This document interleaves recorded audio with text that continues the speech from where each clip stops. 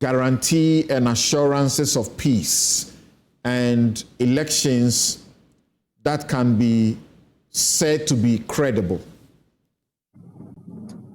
Thank you, Samson, and thank you to the other panelists, Dr. Bosman and Prof.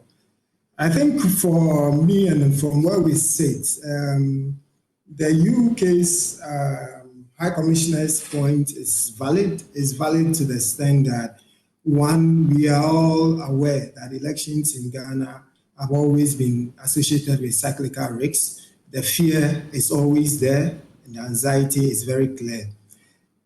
Let's put the statement in context. Why did she say so?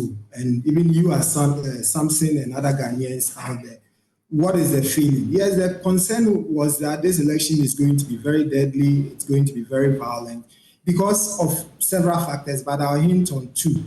One, you rightly mentioned in the earlier Samson's take about unresolved issues from 2020, electoral justice issues. Where there is injustice, I'm not sure there will be peace. And that is a statement that we've heard over and over. So once those issues were of concern to people, definitely there will be anxiety.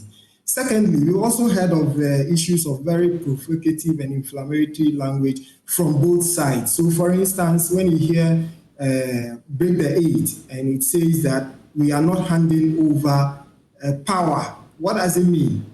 And when you also hear that we are not resorting to the court in this election, what does it mean? Who has said we are not handing over power? Who has said that? You did something.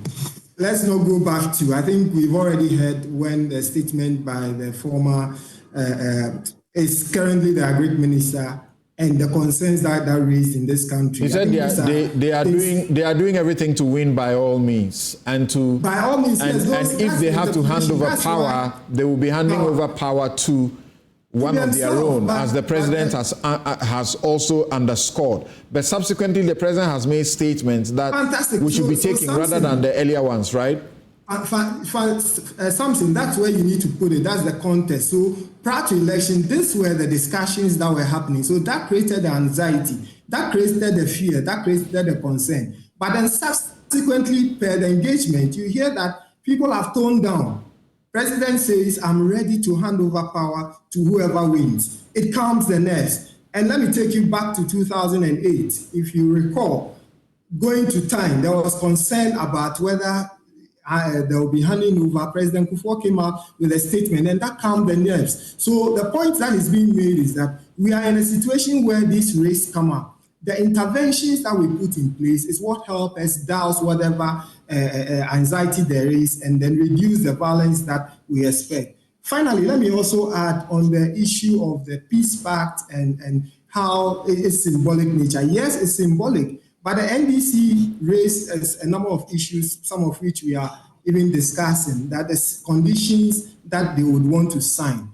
If, for instance, you send observers to a collation center and you cannot guarantee whether they will come back safe or not, you should be worried about that. So that is a condition that we needed the IGP or the National Election Security Task Force to come in to really commit to tell us that, well, this time around, we will ensure that maybe live bullets will not be used. All these are concerns that we need to take in consideration. So for us and civil society, what we are saying is that, yes, prior to, let's say, around August, Peace Pact was not going to be signed. There was tension. People felt that if it's not signed, a lot of chaos will happen. It's been signed. What is the next step? How do we ensure that concerns, for instance, about trust in institution, Electoral Commission, the police, even the judiciary, and the Afrobarometer rightly points to that. Democracy is really about norms. How do we play to those norms that ensure that whether we win or we lose, we respect the rules of the games, and if there are any concerns, we resort to court.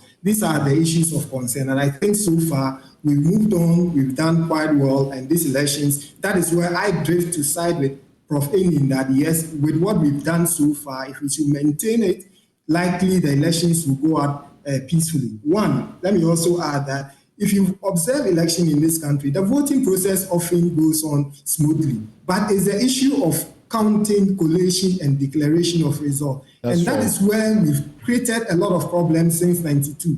We have left the elections management model to the political entities in terms of the political parties. It is their turf. Where are the citizens? We have the sovereign will. So until the citizenry take their role and they ensure that their votes count, until the institutions, police and others realize that, look, media and all others are stakeholders, it is our collective responsibility. Open up the space, let us all observe so that issues of rigging, mistrust, and suspicions can be dealt with.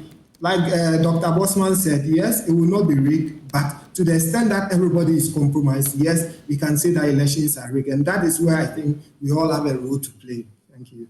All right. Thank you very much. So a number of issues coming up, and I will try to follow up a couple of them, including particularly with Dr. Bosman.